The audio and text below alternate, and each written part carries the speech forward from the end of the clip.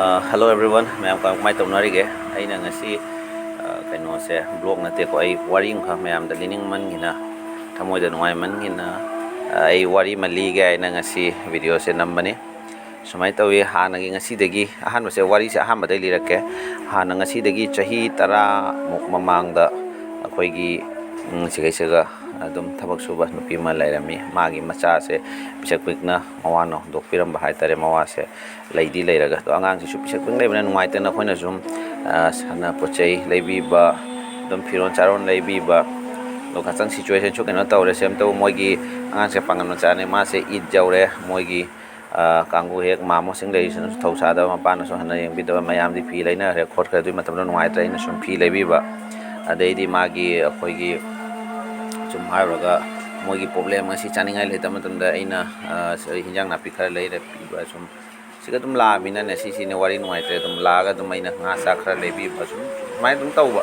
jamin jan na kai sum tawba te khoi dum chum na sum khanjan na dum keno tawba ne ba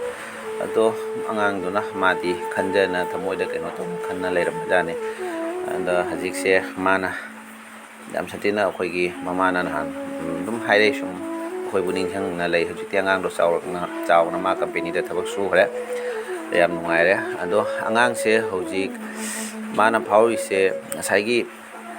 khoi gi hajik 2024 se ai sam ke khoi business khar down ma se hujik company su bani na chaw ba pikpa ado mana nahan se khoi gi pujani haina engonda mama aina kawi mama gi ni aina lising mari ka mama da piraga thare masagi mama da engonda su thuk lawa phawi aina pesa lo no da mana dum pira koi lupa sama khar kan lo ra handok pi khoi do a suya ya de daina handok khoi do duga moina wari se share toram bani mogi awa ba matam da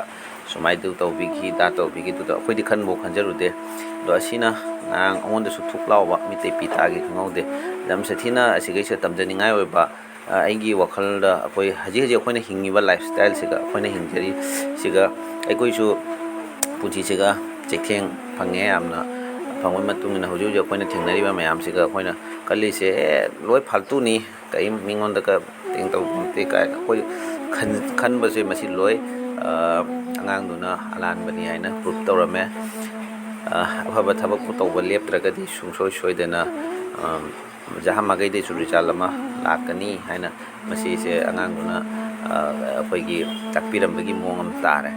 aibadi aina ngasi de chahi tara mangda moida mateng khajik mogi oina di mateng akhoina di mateng suna te ko suma khodi chumna sum khanjan dum tawbane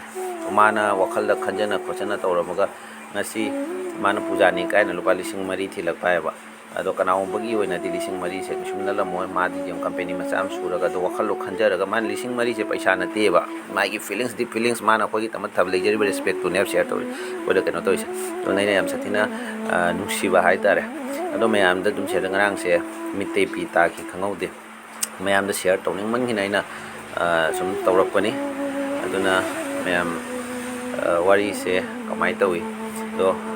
asina finally aina khanja bada si wari sina takpadi akoi mi gi mating pangba le poisi angam ba mai gi thakta mi gi mating se